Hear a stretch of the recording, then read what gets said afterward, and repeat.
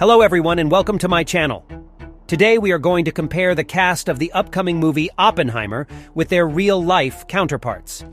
Oppenheimer is a biopic about the famous physicist J. Robert Oppenheimer, who led the Manhattan Project, the top-secret mission to develop the atomic bomb during World War II. The movie is directed by Christopher Nolan and stars Cillian Murphy as Oppenheimer, along with other talented actors such as Emily Blunt, Robert Downey Jr., Matt Damon, Jack Quaid, Rami Malek, and Florence Pugh.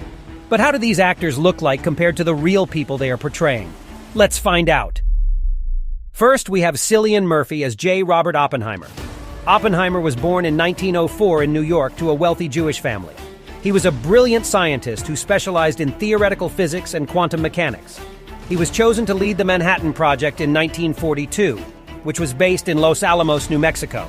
He oversaw the design and testing of the first atomic bombs, which were dropped on Hiroshima and Nagasaki in 1945, ending the war with Japan.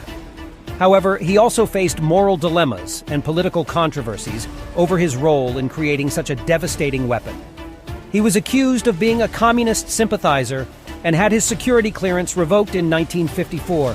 He died of throat cancer in 1967. Next, we have Emily Blunt as Catherine Oppenheimer, or Kitty for short. Kitty was Oppenheimer's wife and a renowned botanist and biologist. She was born in Germany in 1910 and immigrated to the U.S. when she was a child. She had a turbulent personal life before meeting Oppenheimer at a party in Pasadena in 1939. She was married 3 times before him, and one of her former husbands was a communist activist who died fighting in the Spanish Civil War.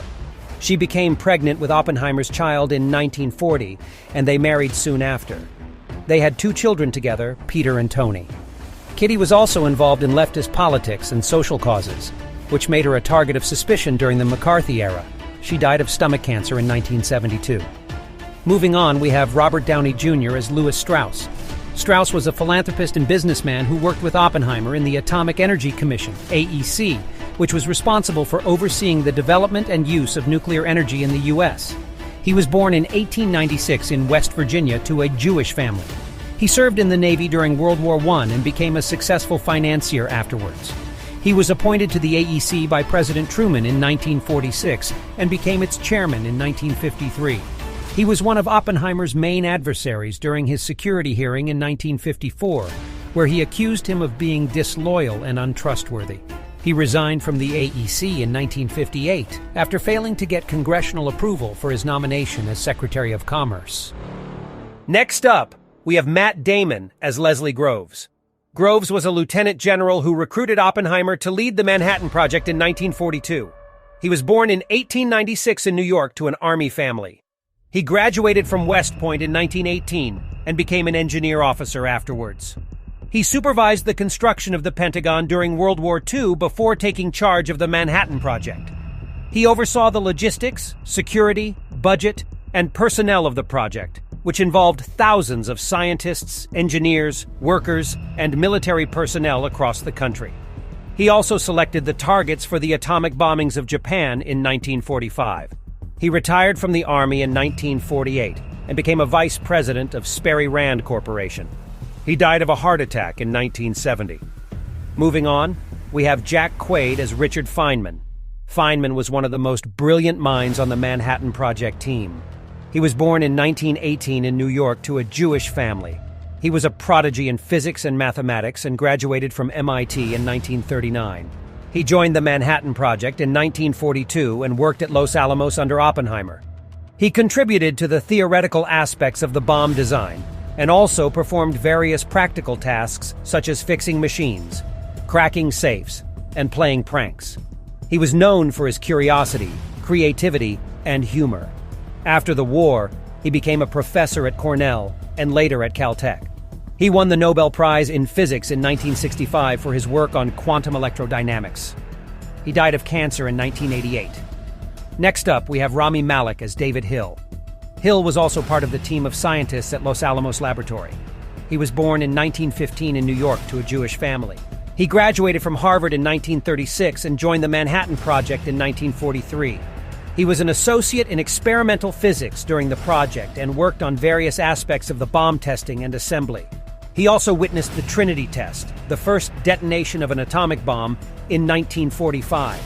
After the war, he became a professor at Columbia and later at Stanford. He died of leukemia in 1964. Next is Frank Oppenheimer, the brother of Robert Oppenheimer, who also participated in the Manhattan Project, was a physicist with many accomplishments.